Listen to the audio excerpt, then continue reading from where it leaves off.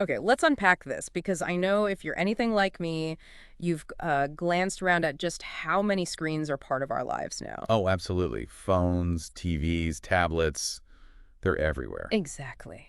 And if you have young kids, you've probably stopped and really thought, okay, what is all this actually doing to their development? Mm-hmm. It's a good question. And that's really the jumping off point for our deep dive today. Yeah, we're getting into a really helpful resource here. It's called the Parental Journal, Managing Screen Time for Children, 0 to 5 years. Think of it like a guidebook almost. Sort of, yeah.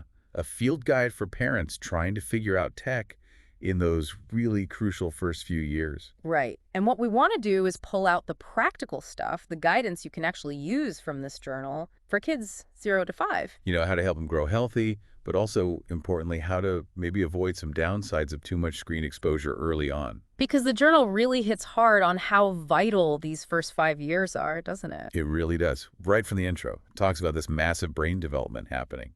Uh-huh. How kids are learning social cues, forming those deep emotional bonds.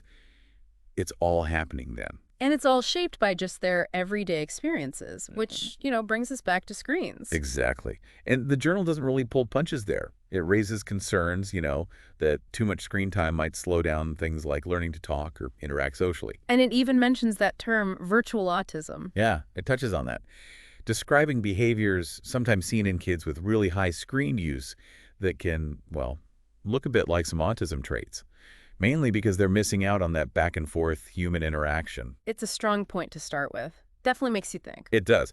And the journal explains the why.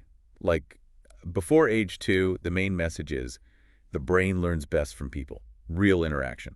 Not from a screen, even an educational one. Well, it's about the back and forth, Mm. seeing faces, hearing tone of voice, playing. Screens just can't fully replicate that rich sensory experience. Okay, so for the really little ones, under 2, the journal sounds pretty firm. Minimize screens. Pretty much, yeah.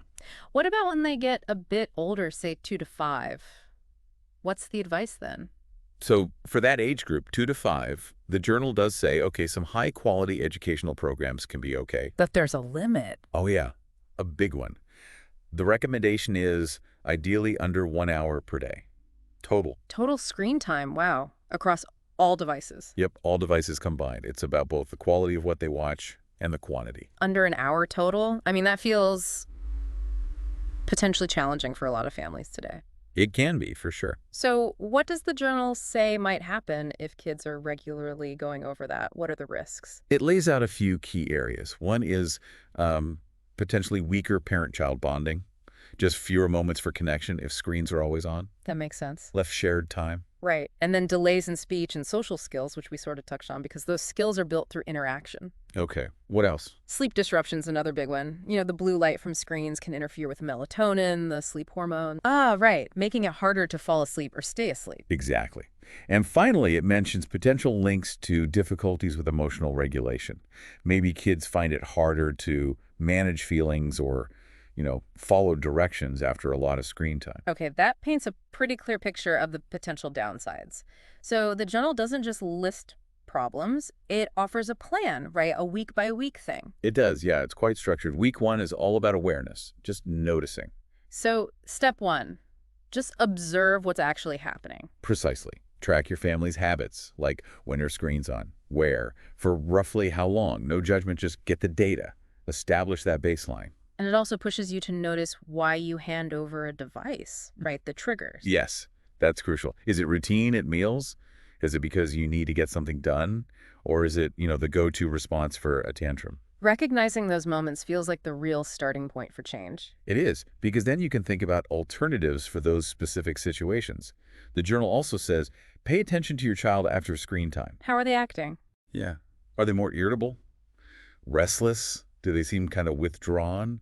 Those observations tell you a lot about the impact on your child. And I like that it has those reflection spaces. It makes Wow. you actually stop and think about your own family. Totally. It turns it into an active process. Okay, so week 1 is awareness.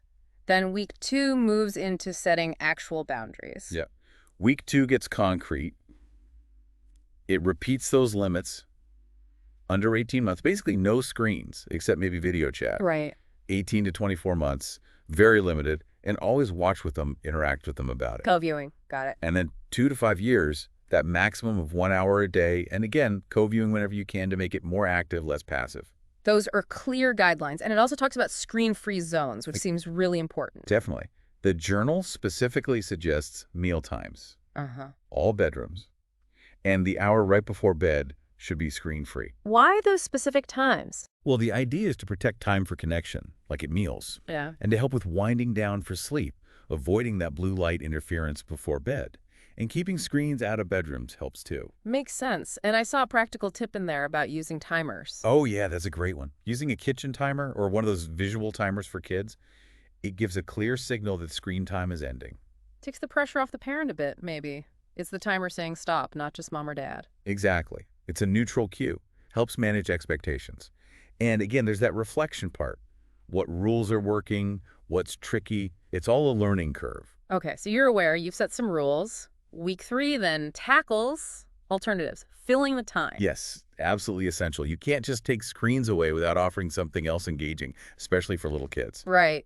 Need to fill that space. What kind of ideas does it give? Well, it gives age-specific examples.